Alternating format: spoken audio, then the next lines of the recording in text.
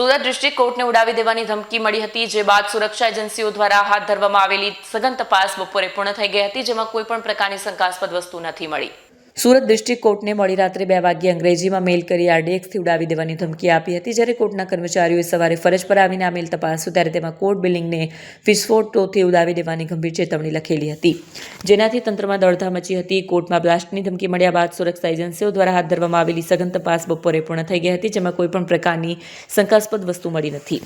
સાવચેતીના પગલે અને સુરક્ષા વ્યવસ્થાને ધ્યાનમાં રાખીને તંત્ર દ્વારા નિર્ણય લેવામાં આવ્યો કે તપાસ પૂર્ણ થયા બાદ પણ કોર્ટમાં માત્ર અત્યંત જરૂરી એટલે કે અર્જન્ટ કેસોની જ કાર્યવાહી કરાશે, જેથી અન્ય કામકાજ માટે આવતા લોકોની ભીડને નિયંત્રિત કરી શકાય.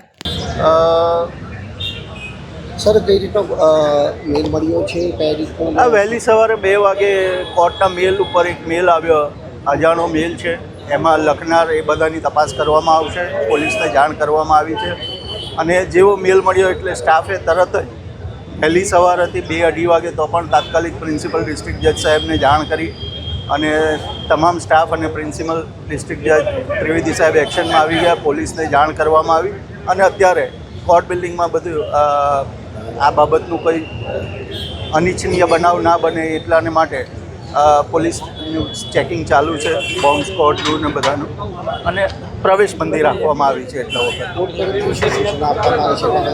એટલે અત્યારે કોઈપણ વકીલશ્રી, પક્ષકાર, સ્ટાફ, જજીસ બધાને અત્યારે સુરક્ષાના હેતુને ધ્યાનમાં રાખીને પ્રવેશ બંધ રાખ્યો. અર્લી સવારના એટલે વહેલી સવારે 2 વાગ્યાના અરસામાં સુરત ડિસ્ટ્રિક્ટ કોર્ટના મેલ ID ઉપર એક મેલ આવેલો અને મેલમાં એવી જાણકારી આપવામાં આવી કે સુરત ડિસ્ટ્રિક્ટ કોર્ટ કેમ્પસમાં એક બોમ્બ ડિપ્લોય કરવામાં આવેલ છે અને એ પ્રકારની એક ધમકીભર્યો મેલ આવતા તુરત જ ડિસ્ટ્રિક્ટ કોર્ટના સત્તાવાળાઓએ એ બાબતને સિરિયસલી લીધી અને તરત જ એમને પોલીસ ડિપાર્ટમેન્ટને, સુરત પોલીસ ડિપાર્ટમેન્ટને જાણકારી આપવામાં આવી.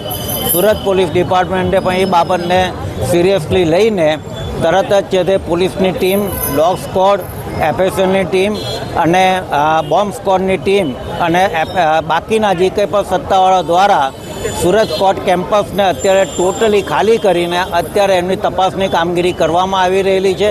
અત્યારે સુરત કોર્ટ કેમ્પસમાં કોઈને પણ એન્ટ્રી આપવામાં આવી રહેલી નથી અને સુરતના પ્રિન્સિપલ ડિસ્ટ્રિક્ટ જજ સાહેબ દ્વારા પણ તમામને વિનંતી કરવામાં આવેલી છે કે અત્યારે જ્યાં સુધી પોલીસની કામગીરી પૂર્ણ ન થાય ત્યાં સુધી અત્યારે કાર્યવાહી સ્થગિત રાખવામાં આવશે અને પોલીસ દ્વારા સેફનો મેસેજ પાસ ઓન કરવામાં આવશે, ત્યાર પછી જ કાર્યવાહી ફરીથી શરૂ કરવામાં આવશે.